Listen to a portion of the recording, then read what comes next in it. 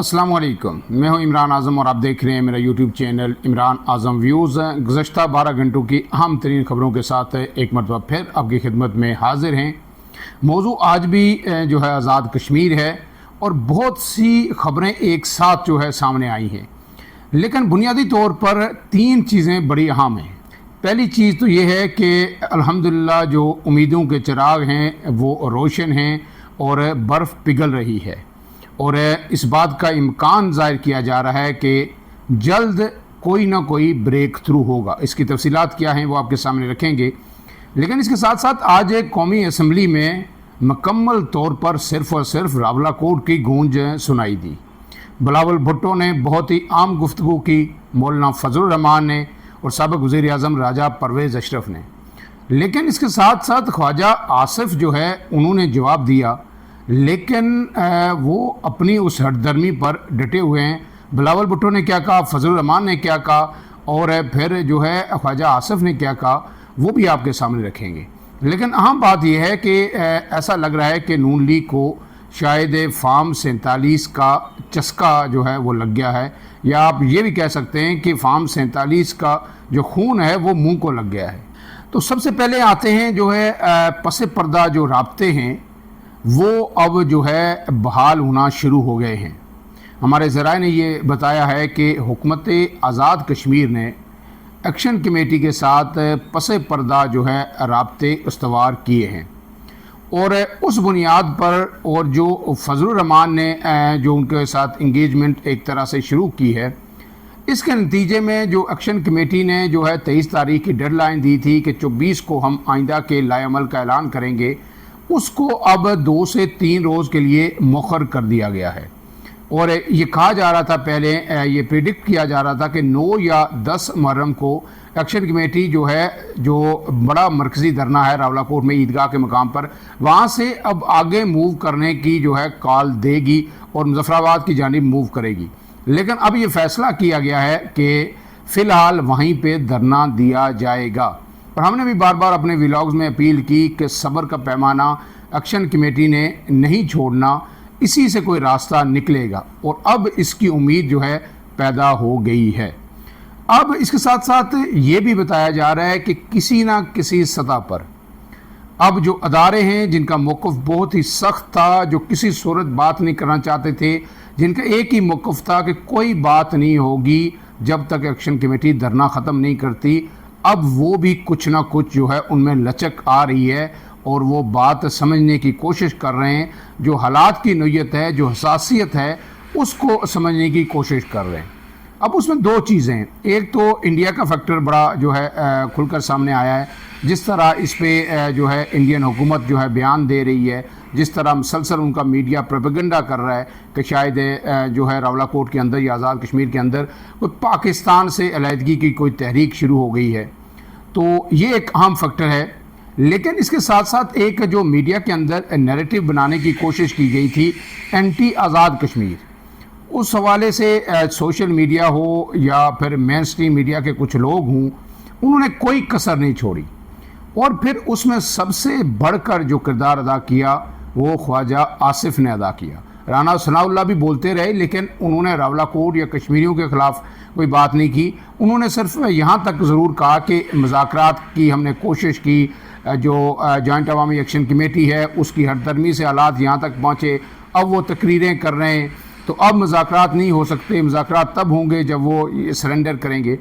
लेकिन ख्वाजा आसिफ ने तो जो है कश्मीरियों को कश्मीरी मानने से इनकार कर दिया। ख़ास करके उन्होंने जो रावलाकोट का, दीरकोट का और मीरपुर का नाम लेके कहा कि ये लोग कश्मीरी हैं ही नहीं, उस पर जो है आज जो है कौमी असम्बली के अंदर बिलावल भुट्टो, राजा परवेज़ अशरफ ने सख्त तरीन तनकीद की। और बिलावल भुट्टो ने क्या कहा वो आपने सुना भी होगा, लेकिन एक दफ़ा फिर उसका लुबे लबाब मैं आपके सामने रख देता हूँ कि बिलावल भुट्टो ने यह कहा कि जो है पाकिस्तान का हर शहरी सवाल करे ख्वाजा आसिफ से, और ये सवाल करे कि आप इस असम्बली में अब तक क्यों मौजूद हैं। एक ऐसा शख्स जो वज़ीर दिफा है वो ये अल्फाज कहे कि रावलाकोट का कश्मीरी कश्मीरी नहीं है और फिर उससे पीछे भी ना हटे, उस पर कोई उसको पछतावा भी ना हो, उस पर वो माजरत भी ना करे, तो फिर उन्होंने कहा है कि सवाल तो ये होना चाहिए कि ये बंदा अभी तक कैबिनेट के अंदर क्यों है, और फिर ये कैसे मुमकिन है कि मैं उनके साथ जो है यहाँ पे उनका इत्यादी बन के बैठा रहूँ। तो उन्होंने बड़ी सख्त तरीन तनकीद की। इसमें बिलावल भुट्टो ने यह भी कहा कि जो धरने से तकारीर हो रही हैं उन पर तनकीद भी होनी चाहिए, उनकी मजम्मत भी होनी चाहिए, लेकिन हमें यह याद रखना चाहिए कि धरने वाले जो तकरीरें कर रहे हैं उनके स्टेटस में और जो वज़ीर दिफा है उसके स्टेटस में फ़र्क है। धरने वाले जो है ना वज़ीर हैं, ना वो कोई आवाम से वोट लेके मुंतखब होके आए हैं, वो एक्शन कमेटी के लोग हैं, वो तकरीरें कर रहे हैं। तो उसका जवाब जब वज़ीर दिफा इन अल्फाज के साथ दे तो ये किसी सूरत जो है काबिल कबूल नहीं है। इसके साथ साथ उन्होंने ये भी कहा कि मौलाना फजलुर रहमान ने जो गुफ्तगू की है मैं उसकी मुकम्मल तायद करता हूँ, और मैं कहता हूँ, ये मुतालबा करता हूँ कि मौलाना को इस हाउस की जानिब से मुकम्मल मैंडेट दिया जाए कि वो जो है वफाकी हुकूमत के साथ भी बात करें, आज़ाद कश्मीर की हुकूमत से भी बात करें, और जो धरने में बैठे हुए हैं उनके साथ भी बात करें, और मुज़ाकरात से इसका हल निकालें और ऐसा लायामल तश्कील दें, ऐसा हल निकालें कि आज़ाद कश्मीर के लोगों की जो है ये रोज़ रोज़ के जो धरने हैं इनसे जान छूटे। अब इससे पहले मौलाना ने भी खिताब किया, वो बहुत ही अहम है, वो भी मैं आपके सामने रख देता हूँ। मौलाना ने क्या कहा? अब इसमें जो मौलाना फजलुर रहमान का कहना था कि मैं जॉइंट अवामी एक्शन कमेटी के इस फैसले का खैर मकदम करता हूँ कि फौरी तौर पर उन्होंने जो आगे मार्च करने का फ़ैसला किया था उसको जो है उन्होंने मौखर कर दिया है और ये इंतहाई खुशाइंद है। इसके साथ उन्होंने कहा है कि मैंने जो सालिसी की मुझे पेशकश की गई थी जॉइंट अवामी एक्शन कमेटी की जानिब से, एक वीडियो के ज़रिए जो है मैंने उसका जवाब दिया, और फिर हुकूमत जो वफाकी हुकूमत है मैंने उसको भी आगाह कर दिया है कि इस तरह मेरे पास पेशकश आई है और मैंने उसका ये जवाब दिया है। अगर आप चाहते हैं तो मैं मज़ीद आगे सालिसी के लिए बढ़ सकता हूँ। अब इसके साथ साथ उन्होंने एक बहुत अहम बात की। उन्होंने ये कहा है कि कैसे ये मुमकिन है कि रियासत जो धरने के अंदर तकरीरें होती हैं उनको बुनियाद बनाकर उस पर सख्त तरीन एक्शन ले। जलसों में लोग तकरीरें करते हैं, जज्बात में बहुत कुछ कह देते हैं, लेकिन उसका मतलब ये नहीं होता, वो कोई ऑफिशियल स्टेटमेंट नहीं होती, कोई पॉलिसी बयान नहीं होता कि आप उन तकरीरों को जवाज़ बना के उस पर आप मजम्मत ज़रूर कीजिए, उसको तनकीद भी हो सकती है, उसको कंडेम भी किया जा सकता है, लेकिन आप जो है उनके मुकाबले पे रियासत उतर आए उन तकरीरों पे, ये नहीं हो सकता। उन्होंने कहा है कि हम मकबूजा कश्मीर के अंदर इंसानी हकूक़ की खिलाफ वर्जियों का रोना पूरी दुनिया के अंदर होते हैं।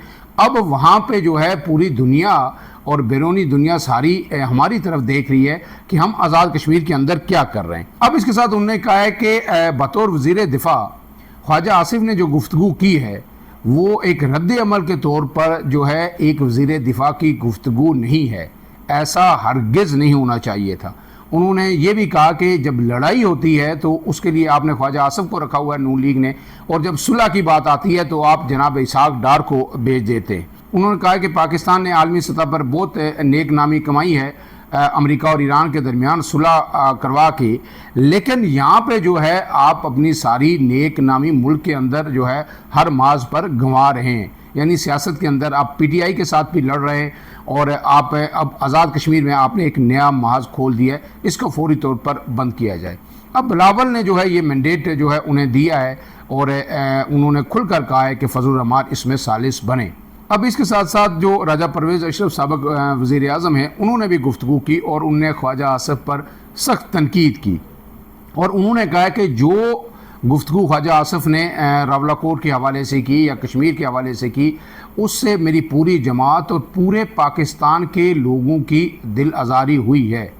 और उन्होंने कहा है कि कायदे आज़म ने जो है कश्मीर को शह रग कहा था, और अब ख्वाजा आसिफ जो है वो क्या कर रहे हैं। अब ये सब गुफ्तगू हुई, लेकिन ख्वाजा आसिफ टस से मस नहीं हुए। उन्होंने एक मरतबा फिर ईवान में खड़े होकर एक निराली मंतक जो है फिर पेश की।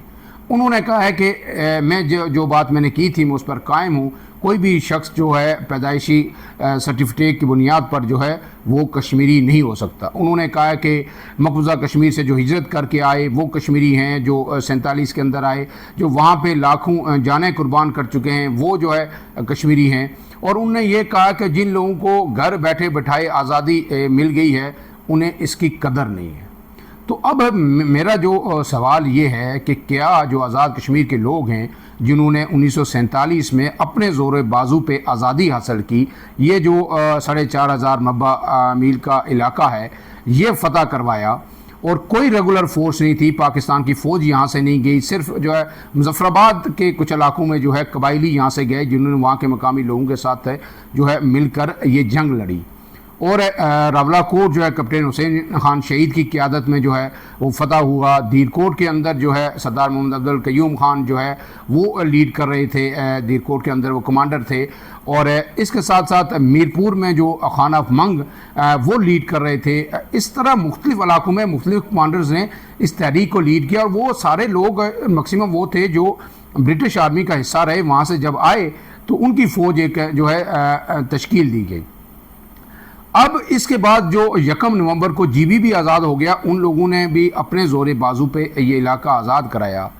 तो अब ख्वाजा आसिफ जैसे लोगों ने आज़ाद कश्मीर के लोगों का ये जुर्म बना दिया, बहुत बड़ी गलती बना दी कि हमने ये इलाका आज़ाद करवाया, और उसको हमने जो है 23 मार्च 1940 को और फिर 19 जुलाई 1947 को पाकिस्तान बनने से भी 25 दिन पहले इलाक़ की करारदाद मंजूर करके जो है पाकिस्तान के साथ अपना मुस्तकबिल वाबस्ता कर दिया। तो ये उस चीज़ की पूरी कश्मीरी कम्युनिटी को ये कह के कि आप कश्मीरी हैं ही नहीं, रावलाकोट वाले कश्मीरी नहीं हैं, दीरकोट वाले नहीं हैं, मीरपुर वाले नहीं हैं, इनकी ज़बान जो है कश्मीरी नहीं है, तो पूरी हमारी उस कुर्बानियों को, हमारी उस तहरीक को गोया दागदार किया जा रहा है। और इसके साथ साथ मुझे ये समझ नहीं आती कि ख्वाजा आसिफ ने कौन सी तारीख़ पढ़ी है कि वो ये समझने से कासिर हैं कि 1947 में अगर ये इलाका हमारे लोग आज़ाद न करवाते तो आज जो भारत है उसकी एक चेक पोस्ट जो है कोहटा के अंदर होती, जहाँ हमारा एटमी प्लांट है, दूसरी हमारी जो उनकी आके कोटली सतिया मरी के करीब होती, और फिर तीसरी चेक पोस्ट उनकी मंगला जो आपकी कोर है वहाँ पे होती।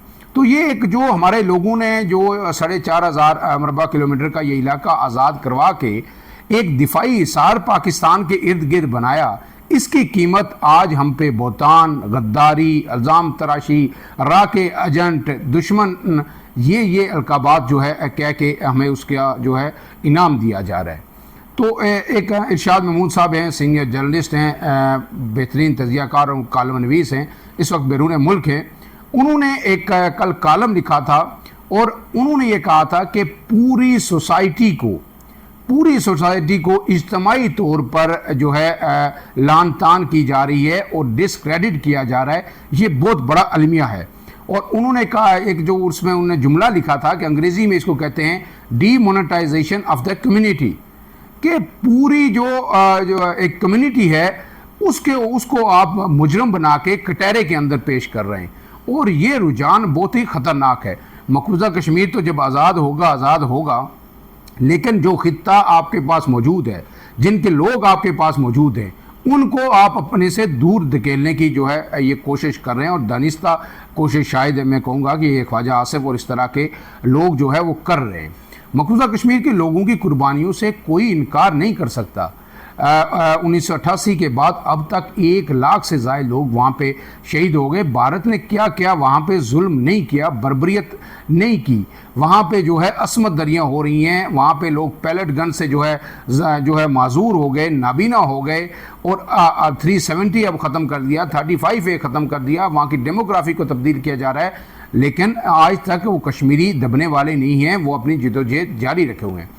लेकिन ये भी हकीकत है कि 1980 तक, बल्कि लेट 80s तक, 85 तक जो है वहाँ पे जो सैयद अली गिलानी हैं या दीगर लोग हैं, यासीन मलिक हैं, या जो कमांडर हैं सैयद सलाउद्दीन और बेशुमार लोग, ये वहाँ पे इलेक्शन लड़ते रहे। और जो 47 के अंदर अगर मकबूजा कश्मीर के लोग उठ जाते, जिस शिद्दत के साथ आज़ाद कश्मीर के लोग उठे थे, तो ये वो खित्ता भी आज़ाद हो जाता। लेकिन वो जो है शेख अब्दुल्ला ने उन्हें जकड़े रखा और उन्हें जो कहा कि जनाब है भारत के साथ या एक आज़ाद रियासत की हैसियत से हम बिल्कुल रहेंगे और इसी में हमारा फ़ायदा है, वो नहीं उठे। और फिर उसके बाद 40 साल तक भी नहीं उठे।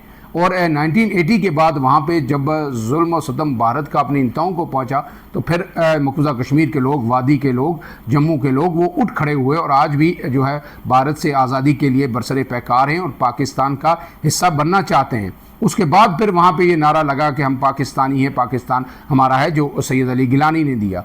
लेकिन पहले उसी भारत के आइन के तहत सब लोग इलेक्शन लड़ते रहे। तो अब क्या ये कश्मीरियों का कसूर है कि 1947 में मकबूजा कश्मीर के लोग नहीं उठे, या ये खित्ता हमने ये गलती की कि हमने ये आज़ाद करा दिया और अब वही हमारे जो है गले पड़ा हुआ है, या जीबी लोगों ने आज़ाद करा दिया तो आप जीबी को आज़ाद कश्मीर का हिस्सा मानने के लिए तैयार नहीं है, जो माहिदा कराची के तहत हमने आज जो है आर्जी तौर पर आपको दिया था। आप कहते हैं वो भी जो है अब जो है आइनी, कानूनी और तारीखी तौर पर जो है कश्मीर का हिस्सा नहीं रहा। इस तरह की मंतकें जो है गढ़ी जा रही हैं। तो ये 84,471 मरबा मील रियासत एक वदत है और इस वदत को अगर तोड़ने की कोशिश की जाएगी तो फिर जो है मेरे ख्याल में रद्द अमल इससे भी ज़्यादा आएगा जो कुछ कश्मीर के अंदर हो रहा है। लेकिन इस वक्त कहना यह है कि जो रवलाकोट की सिचुएशन है वो जो ख़त्म होगी सिर्फ और सिर्फ मुज़ाकरात से, प्यार से, मोहब्बत से। एक्शन कमेटी को भी बहुत सारी चीज़ें समझ आ गई हैं कि हर बार जो है ये जो तिम्बर का डंडा है इससे मसाइल हल नहीं होते और हर बार जो है आपको जो है ताकत के ज़ोर पर दोस्त से जो है जो आपके मुतालबात हैं वो माने नहीं जा सकते। आपने अगर सियासी जिदोजहद करनी है तो फिर उसमें लचक का मुजाहरा भी करना होता है, उसके लिए मुज़ाकरात भी करने होते हैं। और जो बार बार कहा जा रहा था एक्शन कमेटी को कि 30 के बाद हमें 8 से 10 दिन का टाइम दे दीजिए, हम बातचीत करेंगे और ये जो आखिरी मुतालबा उनका है इसको भी हल किया जाएगा। अब ये बात याद रखिए कि ये जो रियासत का निज़ाम होता है या रियासत के अंदर फ़ैसले करने होते हैं या हुकूमत के अंदर फ़ैसले होते हैं, ये कोई दुकान का शटर नहीं होता कि इसको आपने उठाया, ऊपर किया, दुकान खुल गई, नीचे किया और बंद हो गई। ये नहीं, इसके लिए एक फ्रेमवर्क चाहिए होता है और ये डेफिनेटली ये मामला एग्जीक्यूटिव आर्डर से हल होने वाला नहीं है। माजिन की नशिस्तों का इसमें कमी की जाए, इसका जो मुतनासिब नुमाइंदगी की जाए, इसका तरीक़ाकार तब्दील किया जाए, वोटर्स को जो है आज़ाद कश्मीर में वोट डालने का हक़ दिया जाए, ये तरमीम होगी आइनी और वो 2/3 अक्सरियत से होगी। उसके लिए पहले कमेटीज़ होंगी, मीटिंग्स होंगी और फिर लोगों को एक पेज पे लाया जाएगा, तमाम जमातों को एक जो ईवान के बाहर कंसेंसस डेवलप होगा। उसके बाद फिर ये 2/3 जो अक्सरियत से तरमीम होगी। जब ये चीज़ें सेटल होंगी तो ये जो है चीज़ एक्शन कमेटी को, अगर वो सियासी दिमाग हैं तो उन्हें ये समझनी चाहिए। अब मेरे ख्याल में वो इस पर राज़ी होंगे जो इस वक्त के हालात हैं। तो ये अगर पहले हो जाता तो फिर नौबत ही यहाँ तक ना आती। तो लेकिन अब भी हमें उम्मीद रखनी चाहिए और बार बार हम यही रिक्वेस्ट करते हैं अदारों से कि आज़ाद कश्मीर के लोग पाकिस्तानी हैं और पाकिस्तान से बढ़कर पाकिस्तानी हैं, इसलिए इनको दीवार से लगा के या इनको फतह करने की कोशिश मत कीजिए कि आप इनको जो है बंदूक से, गोली से फतह करेंगे और उसके बाद ये हमेशा के लिए चुप होकर बैठ जाएंगे। जैसे यहाँ पे कोई जो है बुनियादी हुकूक की तहरीक नहीं है, कोई एंटी पाकिस्तान कोई शोरश वहाँ पे पैदा हो गई है। बलूचिस्तान के हालात डिफरेंट हैं, KPK के अंदर दहशत गर्दी है, तालिबानाइजेशन है, वो डिफरेंट है। आज़ाद कश्मीर में ये सब नहीं है। अगर जो है आज़ाद कश्मीर में भी ऐसा ही है तो फिर ये जो हज़ारों ख़वातीन, छोड़िए मर्द कितने हैं, बच्चे कितने हैं, हज़ारों ख़वातीन हर धरने के अंदर मौजूद हैं और अब तो हर शहर में ख़वातीन के जो है हज़ारों ख़वातीन पर मुश्तमिल जुलूस निकल रहे हैं। तो ये बात अदारे भी देख रहे हैं, उनकी आंखों के सामने है। तो अगर वो ना माने तो उनकी अपनी मर्ज़ी।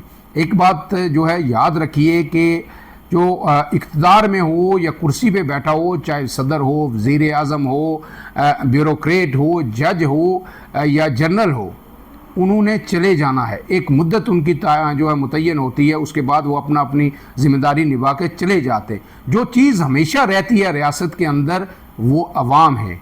अवाम कभी जो है माइनस नहीं होते, वो हमेशा रहते हैं। और अगर अवाम मौजूद हैं, अवाम आपसे मोहब्बत करते हैं, रियासत से अवाम खुश हैं, उन पर एतमाद है, तो फिर उस रियासत को कभी कोई ख़तरा नहीं हो सकता, जितनी भी कोई साजिशों की कोशिशें कर ले। इसलिए रियासत के अवाम के दिल जीतना जो है वो सबसे ज़रूरी है। अब इसके बाद जल्दी से मैं जो आखिरी जो ख़बर पे आ जाता हूँ और वो खबर ये है कि जनाब आज़ाद कश्मीर में जो है अमल तेज़ हो गया इलेक्शन में, जो कागजात नामजदगी वगैरह जमा हुए थे, फिर उसके बाद जो है उनकी स्क्रूटनी हुई थी। और आज एक सबसे बड़ी खबर ये आई कि जो इस वक्त कायम मकाम सदर हैं, जो चौधरी लतीफ़ अकबर आज़ाद कश्मीर के अंदर वो स्पीकर भी हैं, उनके मुजफ्फराबाद के हल्के से कागजात LA-31 खावड़ा का उनका हल्का है वो मुस्तरद हो गए। फिर उन्हें अपील की तो वो अपील भी मुस्तरद हो गई। अब जो बताया जा रहा है कि RO ने इस बुनियाद पर वो मुस्तरद किए कि वो कायम मकाम सदर है और सदर एक आइनी ओहदा होता है, लिहाजा वो इलेक्शन नहीं लड़ सकते। अब लतीफ़ अकबर साहब का, कानूनी माहिरीन का ये मौक़िफ़ है कि जो सदर होता है वो हल्फ उठाता है और जो कायम मकाम सदर होता है वो स्पीकर होता है, वो हल्फ नहीं उठाता। और कायम मकाम सदर जब बनता है तो वो स्पीकर के साथ वो इजाफी जिम्मेदारियां जो है वो अदा करता है। अगर कोई सदर है तो यकीनी तौर पर वो इलेक्शन नहीं लड़ सकता, क्योंकि सदर जो है वो पार्लिमान का हिस्सा नहीं होता, वो असम्बली का रुकन नहीं होता। लेकिन जो कायम मकाम सदर होता है या स्पीकर होता है वो पार्लिमान का हिस्सा होता है। इसलिए ये जो एतराज़ उन पर लगाया गया है कि चूँकि वो जो है कायम मकाम सदर है तो इसलिए वो इलेक्शन नहीं लड़ सकते। तो उन्होंने कहा है कि मैं पार्लिमान का हिस्सा भी हूँ बासिद स्पीकर, और मुझे इजाफी जिम्मेदारी जो है सौंपी गई है ऑटोमेटिकली। अब अगर वो अदालत में जाते हैं और यकीनी तौर पर वो कहेंगे कि जनाब मैं सरेंडर करता हूँ, मैं जो है अब कायम मकाम सदर नहीं हूँ, तो फिर जो डिप्टी स्पीकर हैं उन्हें जिम्मेदारी दी जाएगी। अगर डिप्टी स्पीकर भी इलेक्शन के अंदर कंटेस्ट कर रहे हैं तो जाहिर है फिर वो भी नहीं होंगे, और फिर उसके बाद जो है कायम मकाम सदर का जो ओहदा है वो वक्ती तौर पर जो चीफ जस्टिस सुप्रीम कोर्ट हैं उनके सुपुर्द कर लिया जाएगा। ये मामला तो अब हल हो जाएगा लगता ही है। लेकिन खावड़ा से जो उनके मद्दे मुकाबल लतीफ़ अकबर साहब के उम्मीदवार हैं वो राजा साकब मजीद हैं। साकब मजीद मुस्लिम कॉन्फ्रेंस के उम्मीदवार थे, इससे पहले वो मुस्लिम कॉन्फ्रेंस के प्लेटफॉर्म से इलेक्शन लड़ते रहे और अच्छे खासे वोट भी लेते रहे। और वो सरदार अतीक जो साबिक वज़ीर-ए-आज़म आज़ाद कश्मीर हैं, मुस्लिम कॉन्फ्रेंस के सदर हैं, वो उनके दामाद भी हैं। लेकिन अब वो अचानक जो है नून लीग में चले गए थे कुछ अर्सा पहले, और उन्हें भेजा गया था या जो भी अंडरस्टैंडिंग थी कि नून लीग में अगर जाएंगे तो वो इलेक्शन आसानी से जीत जाएंगे। फिर एक्शन कमेटी का जो पिछला एहतजाज हुआ उसमें भी उनका नाम सामने आया कि उन्होंने एक्शन कमेटी के लोगों पे अपने लोगों के ज़रिए हमला किया, उन पर FIRs भी हुई। लेकिन लग ये रहा है कि थोड़े दिन जो है लतीफ़ अकबर साहब को यहाँ पे इंगेज रखा जाएगा। वो पहले इलेक्शन कमीशन के पास जाएंगे, इलेक्शन कमीशन ने बात ना मानी तो वो सुप्रीम कोर्ट के पास जाएंगे, तो फिर वहाँ से जो है हाई कोर्ट सुप्रीम कोर्ट जो है उनके हक़ में फ़ैसला होगा।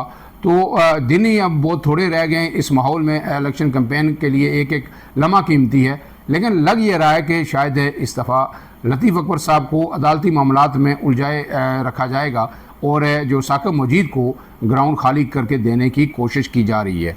अब हमें दुआ ये करनी चाहिए कि सेंस प्रिवेल करेगी और चीज़ें जिस स्पिरिट के साथ जो है जो जमूद का शिकार थी अब आगे बढ़ना शुरू हो गई हैं। और कुछ हमें जो वाइब्स हैं जो बहुत अच्छी जो है नज़र आ रही हैं, पॉजिटिव जस्टिस आ रहे हैं, और कुछ पस पर्दा जो हमें खबरें मौसूल हो रही हैं वो भी हौसला अफजा है। एक्शन कमेटी को हम बार बार ये रिक्वेस्ट करते हैं कि वहाँ पे आपने पुरअमन बैठे रहना है। कुछ दिन की बात है, चीज़ें आहिस्ता आहिस्ता सेटल हो जाएंगी। ईरान और अमेरिका ने इतनी बड़ी जंग लड़ी, उसमें सैकड़ों लोग जो है वो शहीद हुए, मारे गए, हलाकतें हुई, नुकसान हुआ, इंफ्रास्ट्रक्चर तबाह हुआ, सब कुछ हुआ, लेकिन आखिर जो है मुज़ाकरात की मेज़ पर चीज़ें हल हुई। तो अगर पाकिस्तान या पाकिस्तान की अस्करी क़यादत इतने बड़े मसले को खुश असलूबी से हल करवा सकती है जो तीसरी आलमी जंग का बायस बन सकता था, तो ये मसला भी पूरी उम्मीद है हमें अपने अदारों से, अपनी हुकूमत से कि ये मसला भी हल कर लिया जाएगा। फ़िलहाल के लिए इतना ही। इमरान आज़म को दीजिए इजाज़त। अल्लाह हाफ़िज़।